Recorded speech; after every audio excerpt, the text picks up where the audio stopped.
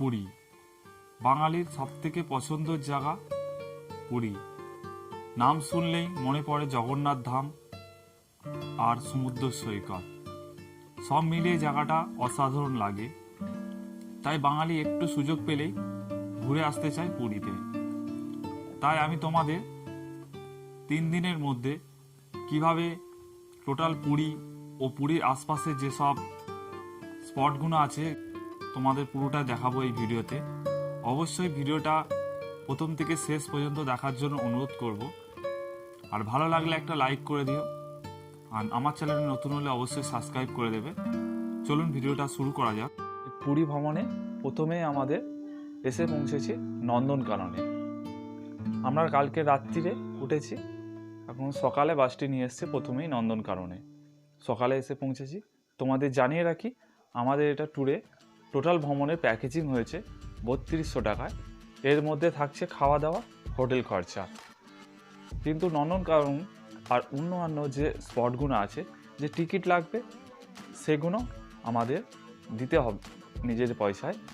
তো এর প্যাকেজিং হয়ে মাথা পিছু 3200 টাকা। তো নন্দনকাননেই প্রথমেই লাগছে আমাদের 50 টাকা। তো নন্দনকাননটা পুরো ঘুরে দেখে নিই, তারপর আর কোথায় কি খরচা হলো তোমাদের জানাবো ডিটেলস।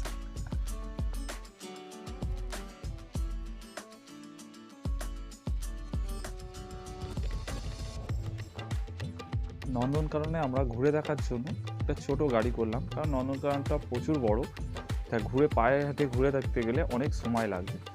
তাই আমরা একটা বাস করে নিলাম। বাস নিচ্ছে মাথা পিছু 100 টাকা। তো পুরোটা ঘুরে দেখব বাসে।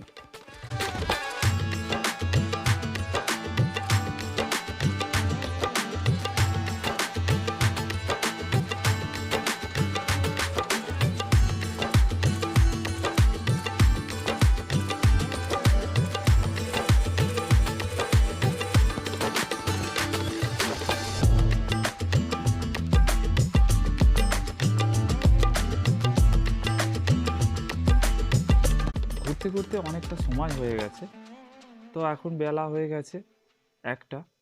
তো যাব আমরা আমাদের বাসটি যেখানে দাঁড়িয়ে আছে সেই দিকে।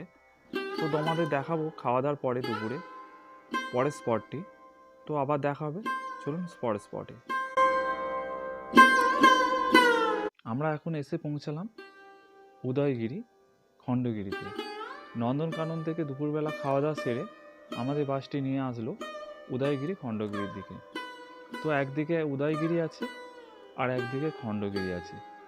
এই উদয়গিরি পাহাড় থেকে দেখা যায় ভুবনেশ্বর এয়ারপোর্ট। তো চারিদিকে ছোট ছোট অনেক গুহা দেখতে পাবে, আর চিরসবুজ প্রাকৃতিক দৃশ্যটা খুব সুন্দর লাগছে দেখতে। এখানে অনেক বানর আছে এখানে প্রচুর। তো আমি তোমাদের ওপরে উঠে চারিদিকটা দেখাবার চেষ্টা করছি।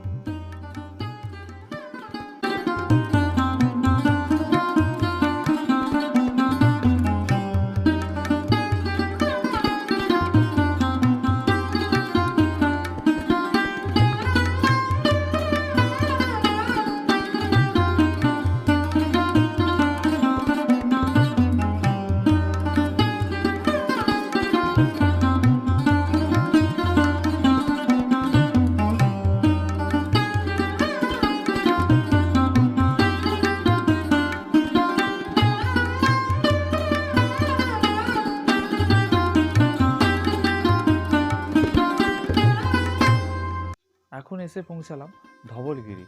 ধবলগিরি মন্দিরটি পাহাড়ের চূড়ায় অবস্থিত।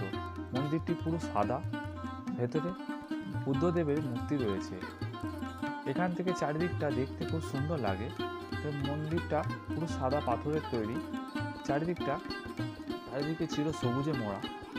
চারিদিকটা দেখতে খুব সুন্দর লাগে, দেখলে মন ভরে যায়, যেন মনে হয় এখান থেকে যেই দিকেই তাকাবে চারিদিকে সবুজে সবুজ।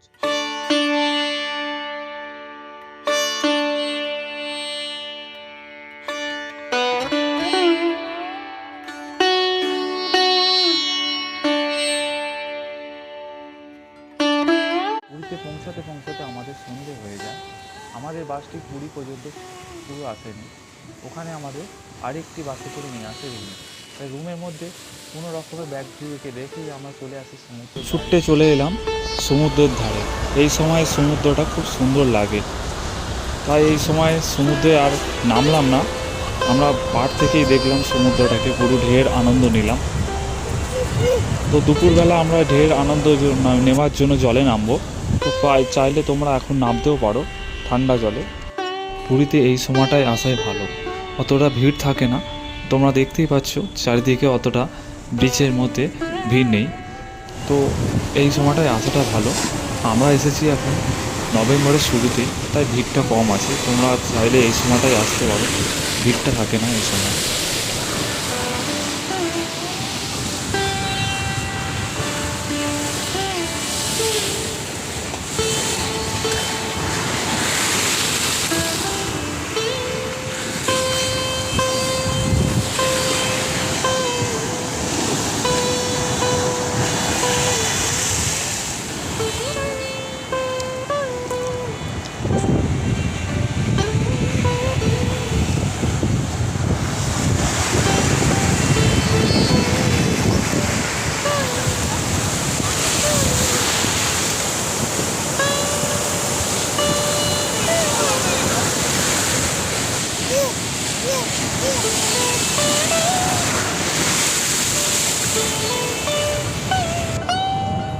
খাওয়া দাওয়ার পর আমরা চলে এলাম পুরীর মন্দিরে।